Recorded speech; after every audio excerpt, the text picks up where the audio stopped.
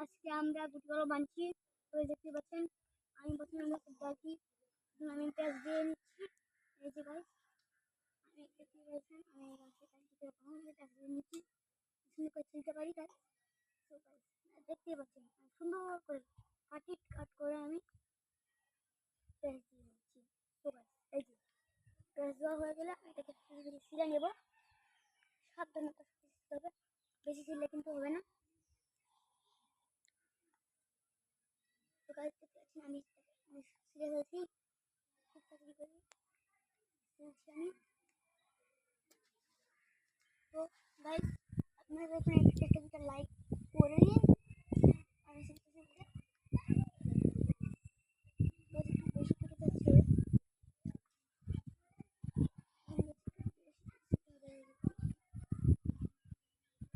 আমি এখন সিলে ফেলছি। এই দেখেন সিলা আসলে গাইস। তো গাইস এখন আমার এই যে একটু রয়ে গিয়েছে, এই দেখেন সিলে নিচ্ছি। এই যে গাইস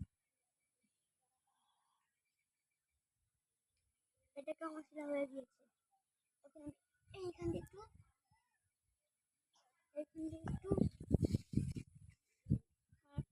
আর এখান দিয়ে একটু এখান দিয়ে একটু কেটে নিয়েছি। তো গাইস এখন আমি এটাকে প্যাঁচ দিয়ে দিব। এই যে গাইস দেখতে পাচ্ছেন আমি প্যাঁচ দিয়ে নিচ্ছি। তো গাইস প্যাঁচ দিয়ে দেওয়া এই প্যাঁচ দিয়ে দেওয়া হয়ে গেছে গাইস।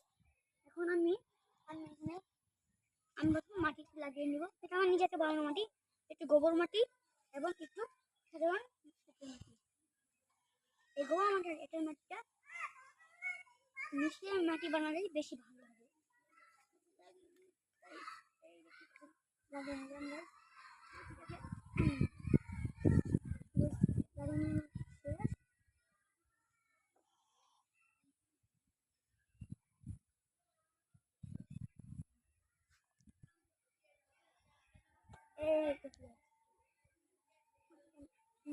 দিয়েছি আমি ক্যাপকাটের মতো করে পলিথিনটা আমি বেরিয়ে দিচ্ছি।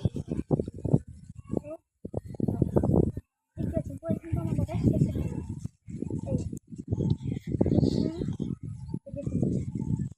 এই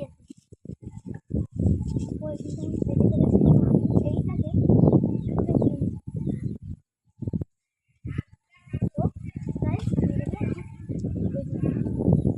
প্রথমে আমি এই নেব।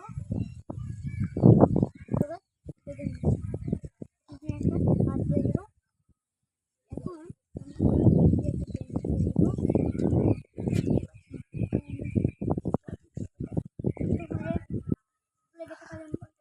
দিয়ে দিব। তো এখন আমার হয়ে গিয়েছে, এখন বেরিয়ে দেবো। এই জায়গায় বেরিয়ে যাচ্ছি। এবার একটি বাঁধা মাত্র 31 দিন পরে এটা থেকে এখন একদম সুন্দর করে অনেকগুলো শিকড় বেরোচ্ছে। আর গাইস আমি এই হাঁটি ভেঙে দিচ্ছি। এটা ভেঙে দিয়েছি। এই জায়গায় আমি এটা কাজে দিলাম এবং এটার জন্য না এই জিনিসের সমস্যা নেই, এখানে যাবে। তো গাইস আসসালামু আলাইকুম। আজকে ভিডিওটি এ পর্যন্তই।